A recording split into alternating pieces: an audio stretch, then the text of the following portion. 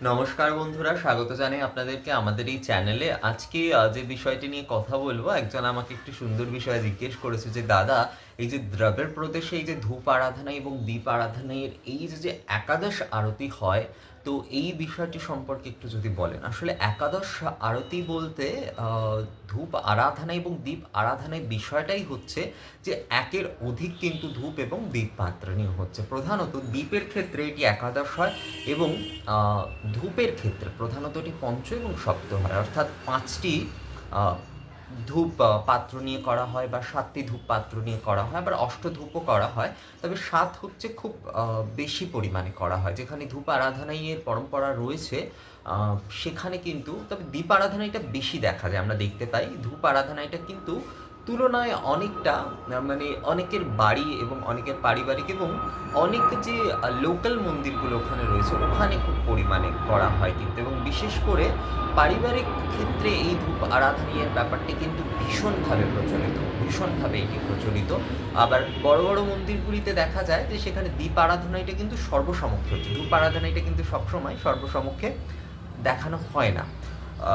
তো এই যে একাদশ দ্বীপ, অর্থাৎ 11টি দ্বীপ ও মালা দ্বারা কিন্তু আরাত্রিক করা। আর ধূপের ক্ষেত্রে সেটি পঞ্চ এবং সপ্ত এই যে ধূপ পাত্র দ্বারা করা হয়।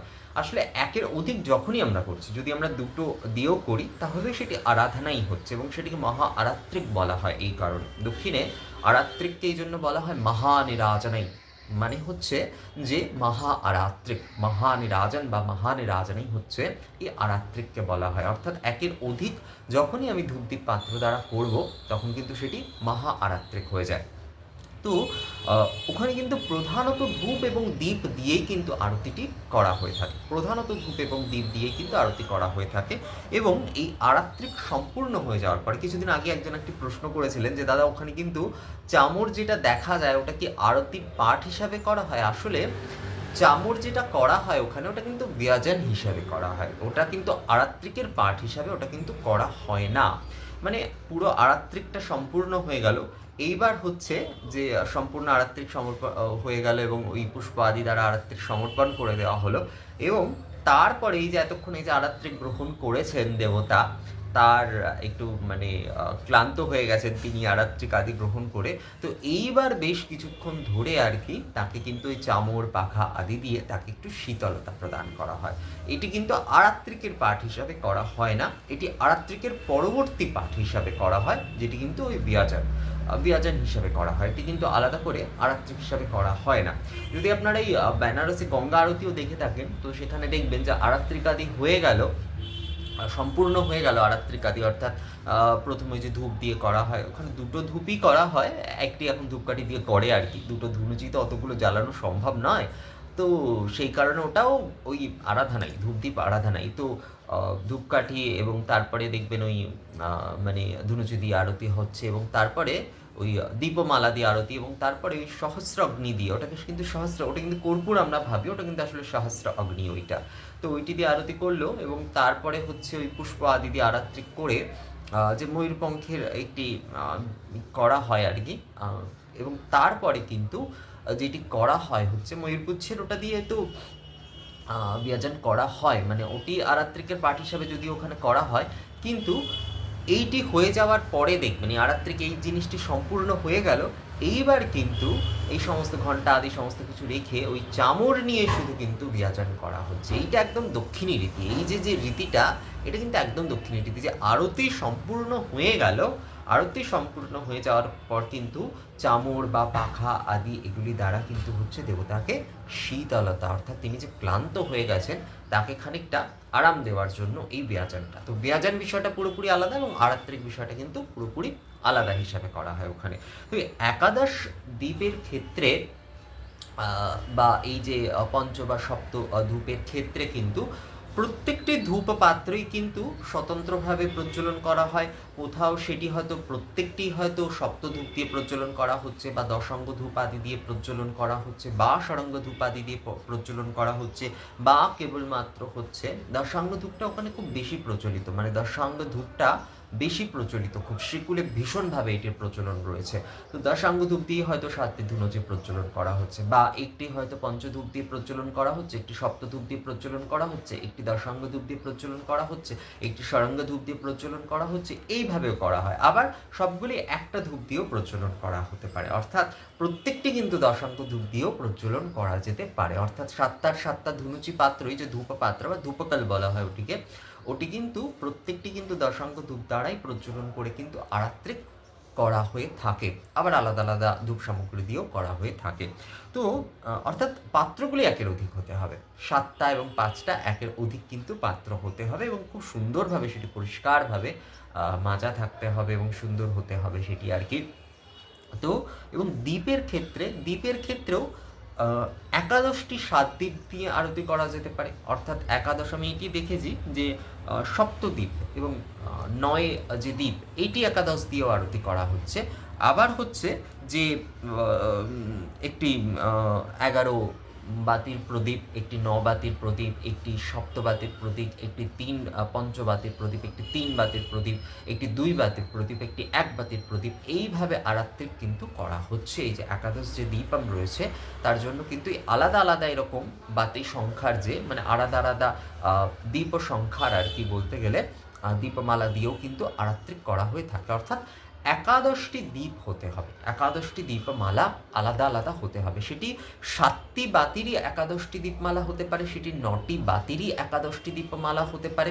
আবার সেটি কিন্তু মানে 5 বাতির 5 বাতির ব্যবহারটা আসলে আমাদের এই বঙ্গদেশের দিকে যতটা বেশি, শ্রীকুলাদের দিকে তুলনায় কম। তুলনায় ওখানে আপনি উড়িষ্যাতেই দেখবেন, উড়িষ্যাতেই কিন্তু প্রায় পঞ্চদ্বীপের থেকে বেশি কিন্তু ওখানে সপ্তদ্বীপের ব্যবহারটা বেশি। কারণ ওখানে কিন্তু যা কিছু হয় ওই দেখবেন ওদের সব কিছুতেই জ্বালানি মুদ্রা দেখানো আদি হয়, এবং এই যে সপ্তদ্বীপ যেটি সেটি কিন্তু এই যে অগ্নির যে সপ্তজিহ্বা এর প্রতীক রূপে কিন্তু এটি করা হয়। তো সেই কারণে সপ্তপ্রদীপের ব্যবহার কিন্তু ওড়িশা থেকেই আপনি দেখতে পাবেন যে দক্ষিণের দিকে কিন্তু এটির ব্যবহার খুব বেশি পরিমাণে।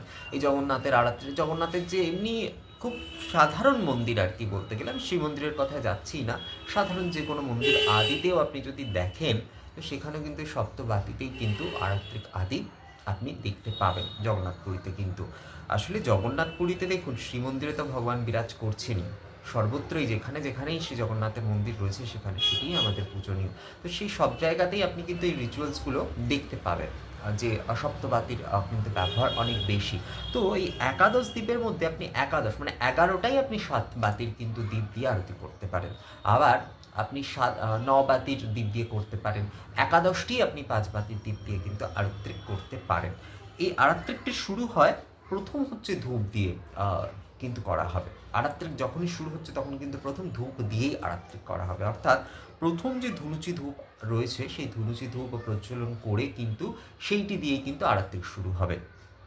সেটি 2টি হতে পারে বা অন্তত একটাই হতে পারে, কিন্তু প্রথম আরতি কিন্তু ধূপ দিয়েই হবে দীপারাধনের ক্ষেত্রেও। তো প্রথম আরতিটি যে ধূপ দিয়ে হলো, তারপর একের পর এক কিন্তু প্রত্যেকটি আরতি শেষ হচ্ছে এবং তারপরে কিন্তু একটি পুষ্প সমর্পণ করা হবে। এই দক্ষিণের এটা একটা রীতি, এটা অনেকেই আমরা জানি না। দক্ষিণে কিন্তু যেটা হয় পূর্ণ নিবেদন হয় সেই জিনিসটা, সেটা কীরকম, ধরুন আপনি উপাচারের ক্ষেত্রে বস্ত্র নিবেদন করছেন, তো বস্ত্র নিবেদনের ক্ষেত্রে যদি আমাদের ওদের ওখানে উপাচারটাই হচ্ছে 2 থেকে 3 ঘন্টা উপাচার কমপ্লিট করতে লাগে, অনেকের 3 ঘন্টাও এরকম লেগে যায়। মানে বস্ত্র আমি দিচ্ছি, তো বস্ত্র আমি নিবেদন করছি এবং তারপরে পুনরাজমানি দিয়ে কিন্তু একটি সংক্ষিপ্ত আরতি হবে।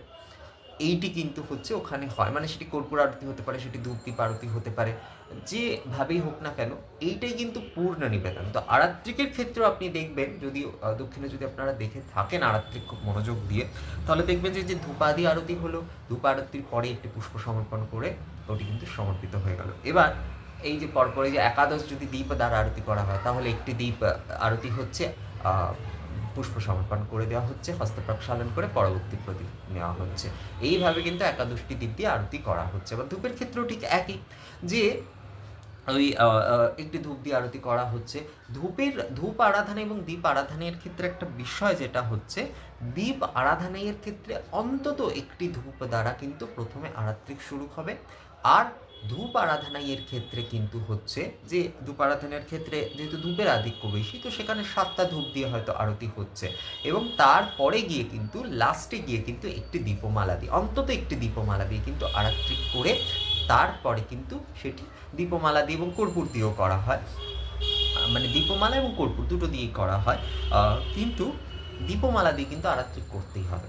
অর্থাৎ ধূপ আরাধনাইয়ের ক্ষেত্রে কিন্তু 7টি আমি ধূপ দিয়ে আরতি করছি এবং তারপরে কিন্তু একটি দীপমালা দিয়ে আরাত্রিক করে তারপরে কিন্তু সেই আরাত্রিকটি পূর্ণ হবে, সেই আরাত্রিকটি কিন্তু পূর্ণ হবে। আবার দীপ আরাধনার ক্ষেত্রে আমি প্রথমে ধূপ দিয়ে আরতি শুরু করছি এবং তারপরে একের পর এক ওই দীপমালা দিয়ে আরাত্রিক করে তারপরে কিন্তু শেষে গিয়ে দীপ আরাধনার ক্ষেত্রে যেটা প্রধানত করা হয়ে থাকে বেশিরভাগ ক্ষেত্রে, সেটা হচ্ছে যে শেষে গিয়ে আবার ওই যে কর্পূর দিয়ে, যেটা মানে কর্পূর দিয়ে কর্পূর প্রজ্বলন করে কিন্তু ওই আরাত্রিক করা হয়। এই কর্পূরটা কিন্তু ধূপ হিসাবেই করা হয়, কর্পূর প্রজ্বলন করে আরাত্রিক করে এটি পূর্ণ সমর্পণ করে দেওয়া হয়। এই যে আরাত্রিকটা আমি করলাম, এত বড় অনুষ্ঠানটি পুরোটি করলাম, মহানিরাজনাই করলাম, এটি পুরোটি সমর্পণ করে দেওয়া হয়। এটি ধূপ আরাধনের ক্ষেত্রেও করা হয়, তবে ধূপ আরাধনের থেকে বেশি দীপ আরাধনের ক্ষেত্রে এটি বেশি দেখা যায়, এই যে চলনটি আর কি।